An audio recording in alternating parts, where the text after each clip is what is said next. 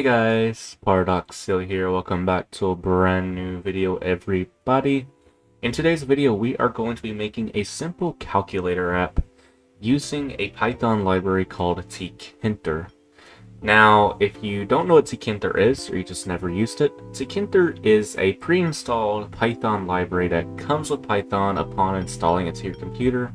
And what tkinter can allow us to do is make custom distinct GUIs that we can use to make apps such as, for an example, a text editor, an audio player, a photo viewing app, or what we're doing today, a simple calculator app.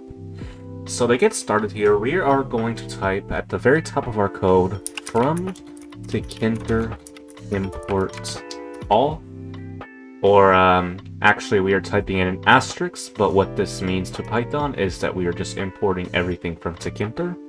So this is actually better than just typing import tkinter, because we would have to basically, in order to call objects or methods, we have to type in tkinter dot and then the method or object.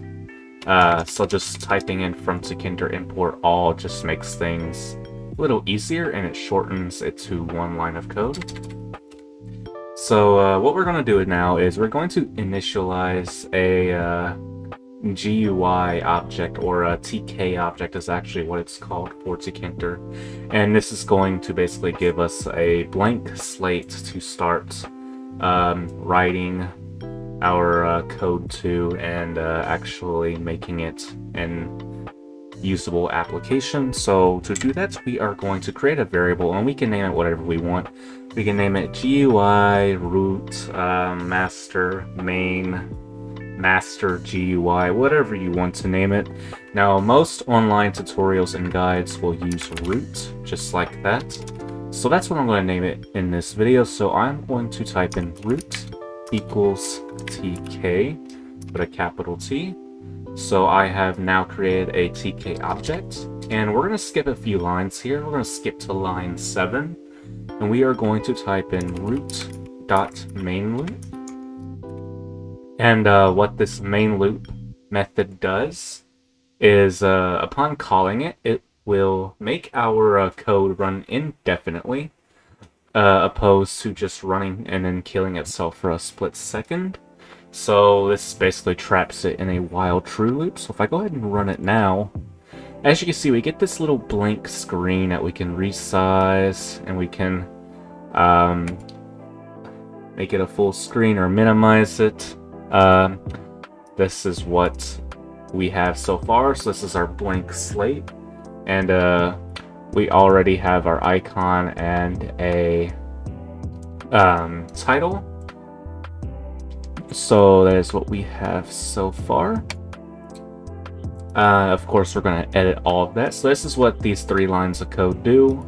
Now let's actually personalize this a bit by giving it a title and a nice eye-appealing background color. So I am going to type in root.title, and we are going to pass in a string, and we are going to type in simple calculator.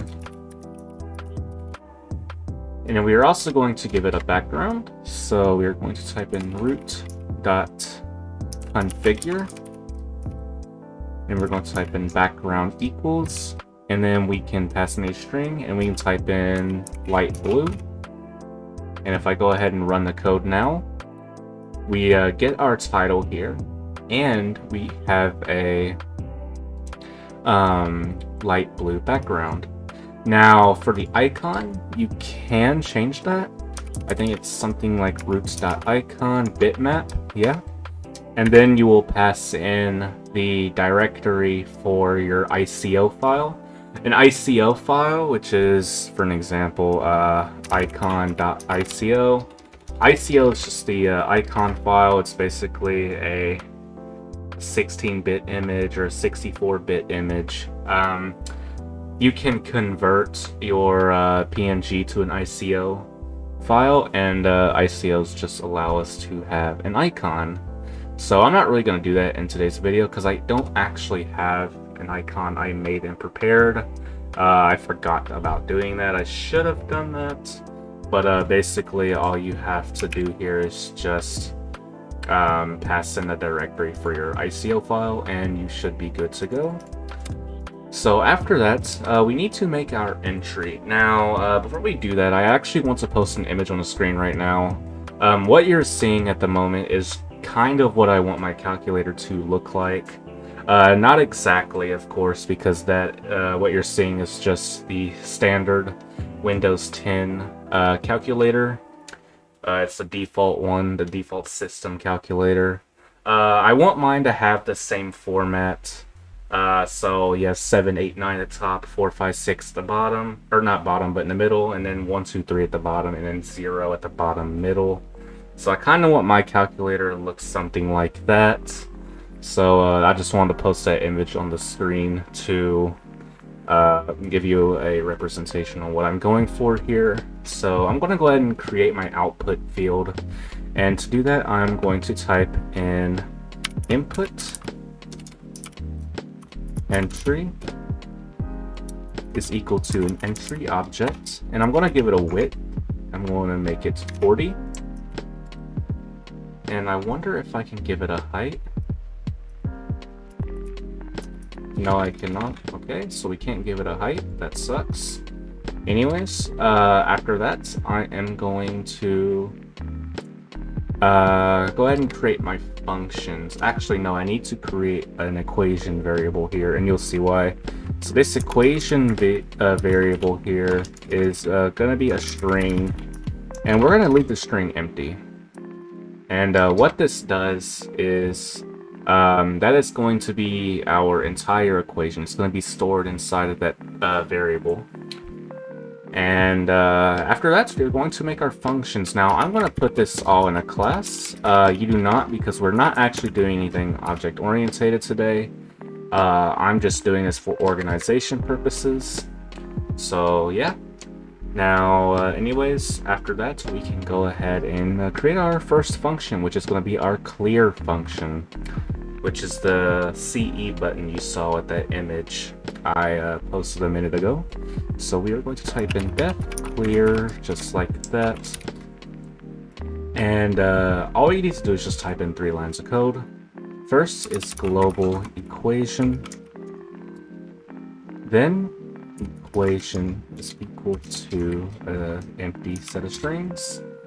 And then we're going to type in input underscore entry dot delete. And then we're going to pass in 0, comma, and an end in all caps. And then we're done.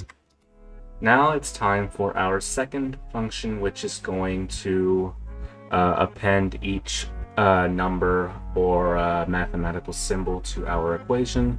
And we are going to call this append to equation. So I'm going to type in def append underscore to underscore equation. Just like that. Now, this time we are actually going to have something required to be passed in order to work. So I'm just gonna create an argument here called char, and that is pretty much it. Sorry. So that's just going to be for character. And after that, we are going to once again globalize equation. Then we are going to type in equation plus equals, whoops, and then str, and then char or character. And then we are going to type in input entry dot delete 0, comma end, just like that. And then input underscore entry dot insert 0, comma equation. And just like that, we are done with our append function. Now we need to make our solve function, which inside this solve function, I do want to talk to you about a method that we are going to be using, and it's pretty important. But for right now, we're just going to type in def solve, and then we are going to globalize equation, and then we are going to type in equation is equal to str for string, and then eval, and then equation. Now, this is what I wanted to talk to you guys about, this eval method here. Now, eval is as what it says inside, well, it popped up a description. There it is. Evaluate a given source in the context of globals and locals. So this can basically evaluate code. Now, eval is pretty risky. So here's the thing about eval. It allows you to insert a string that can be ran as code, which can be dangerous if someone who is using this application has some sort of malicious intent. Now, for a calculator, I can't really say it's going to be a bad idea, because everything you enter inside of that that entry field is just going to be one line. So, I mean, the worst thing that can happen is someone printing "Hello World." So do keep in mind, if you ever use eval in other applications, do beware. It is risky. Someone with malicious intent could inject their own scripts and cause some damage to someone or anything, really. So just beware of the eval function or method here. I'm just using it because, you know, with a calculator, I don't really think a person can do much with it. If they somehow did, well, I don't know what to tell you, man. They're just that smart. But anyways, let's get back to the video here. So after that, we are going to type in input entry. Also, guys, don't worry about the eval function. With a calculator, nothing bad can really happen. I was more saying this for other programs you might be writing, but anyways, you're now going to type in input entry.delete 0, n, and then input entry.insert, not index, and then we are going to type in 0 equation, like that. And then we're done. Now you could put some try and except blocks in here for, like, if a person tries to divide by 0, or to use incorrect syntax, or whatever error that can be occurring when using a calculator. And I will use one example of that later in the video. But we are done. Now we need to make our buttons, guys. So to make a button, what we can do is we can type in a variable here. So I'm going to call this button 0, and I'm going to set it equal to a button object. Now, the first thing we're going to pass in is root, and then we're going to pass in text. So we are going to put in 0, because this is going to be our 0 button. And then we can pass in a font, or no, we can actually pass in a height and width. So I think the width I usually use is 9, and then the height I use is 4. And then I'm going to put in a font. Now, you don't have to use a font if you leave font blank, or if you just don't put in font at all. It'll just default to a typical sans serif font. So the font is going to take in a tuple, and inside a tuple is going to be the name of your font. So I'm going to use Unispace since I like that font. And then it's going to take in the size in pixels, which I'm going to use 8. That is what I personally recommend for the size in dimensions of the calculator you want. I would recommend you use 8 as a font size.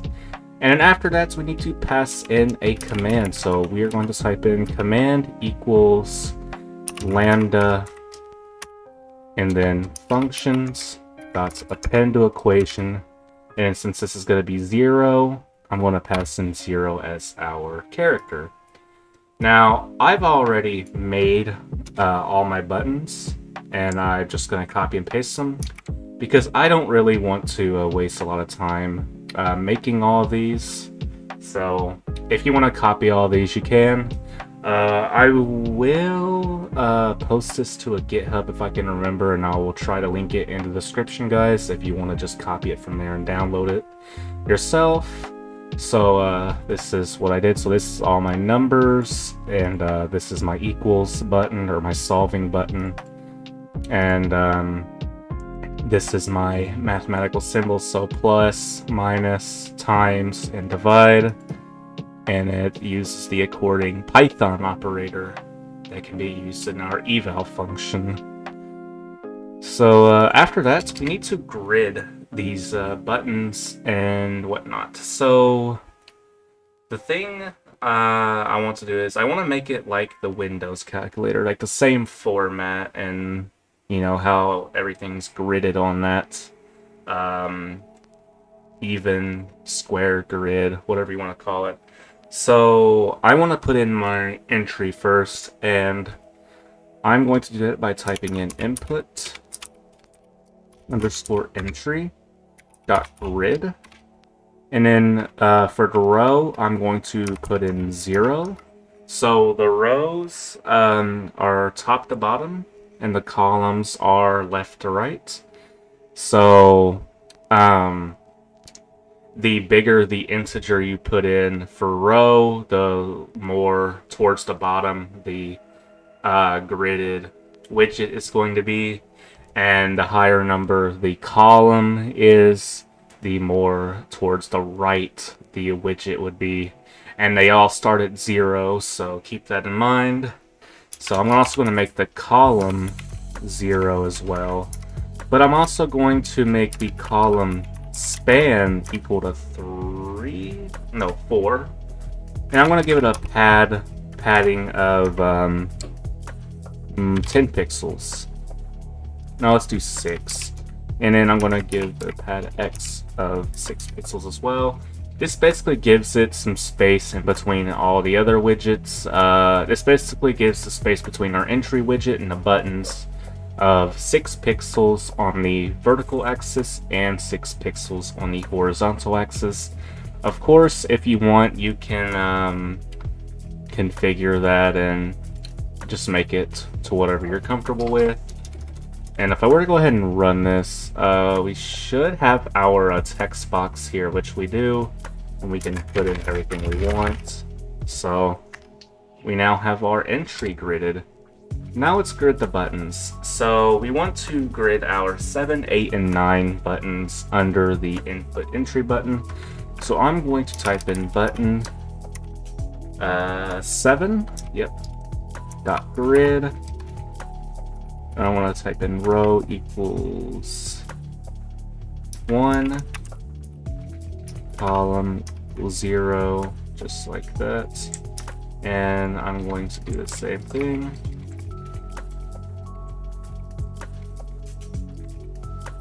And I'm going to make this 8, and this one 9. And since these are going to be on the same row as each other, we're going to make button 8 on column 1, so it's to the right of button 7. And I'm going to put button 9 on column 2, so it's to the right of button 8. So I'm going to do this for all of them. So this one's going to be 4, 5, 6. And it's going to be column 0, 1, and 2. And this one's going to be 1, 2, 3. And this one needs to be changed to 2, by the way. So 3 and then 3 there, and then 1 and 2 here. So now all of our number buttons, our numpad is now gridded. Except we need to do something with button 0. So what I'm going to do is I'm going to put my button 0 in between the equals button and the clear button. And yep, so I'm going to grid that. And the row is going to be on 4. And then the column, I'm going to make... I'm going to make my column... Let's see... I'm going to make it 1. I think that'll be just fine. Yep. All right. And then I'm going to type in button clear. Oh, did I not make a button clear? I guess I didn't. All right, so we need to make our clear button, guys. So button underscore clear is equal to button root Text is going to be CE. Width is going to be 9. Height is going to be 4. Font is going to be Unispace. And then the command is going to be functions.clear. Now, the reason I didn't put a lambda here is because I'm not passing anything through the parameters, so I don't need a lambda. Anything that you put in a button that requires something to be passed in the parameters, you do need a lambda. But for a clear button, you don't need a lambda, so you don't have to worry about that. Alright, now we can go ahead and grid our clear button. So button clear dot grid, and then row is going to be 4, and then column it's going to be 0. Alright, now button solve, it's going to be next to my 0, but it's going to be to the right of my 0 button. So I need to make that on row 4, and then column 2. And then I need to, I'm going to put positive or add, minus, multiply, divide. Alright, so button add, this is going to be on row 1, and then column 3. Yeah, it's going to be on column 3. Okay. And button subtract is going to be on row 2, column 3. Forgetting to put that equal sign, guys. Alright. And then button multiply, it's going to be on row 3, column 3. And then our divide button is going to be on row 4, column 3. And we're done. Okay, so we are done now. Let's just look at this. So I think I got everything now. Yeah. Alright. Yeah. Alright, we got everything. Let's go ahead and run and see what this looks like. Okay, so this looks good. So we have a simple calculator, guys. And what is it? This was just here. This is just 71 lines of code. So this was very easy. Now let's see if it works. So I want to do 2 plus 2, and then it's gonna give us 4, obviously. And yep, so it gives us 4. Now let's do times 5 to get 20. And then divided by 10 should give us 2, which it does. And plus 99 to give us 101, which it does. And let's subtract 1 to give us 100. And then subtract 50 from that to give us 50. Yep. Alright, and then the clear button works as well, so we can clear everything just by clicking the clear button. And of course, if you hit the equal sign, it gives us an invalid syntax error. Now, let's do that one error handling thing I talked about doing. So if I go ahead and run this again, I do 3 divided by 0, okay? And I press equals, it's going to give us a 0 division error. Now, instead of it just putting an error to the output, I wanted to actually output it to our output field on the application itself. So to do that, we are going to put in a try and except block here, and I'm going to do try, and I'm going to indent all of that, and then accept 0 division error. And then what I'm going to do here is I'm going to copy that, and then I'm going to type in 0 divide by 0 error.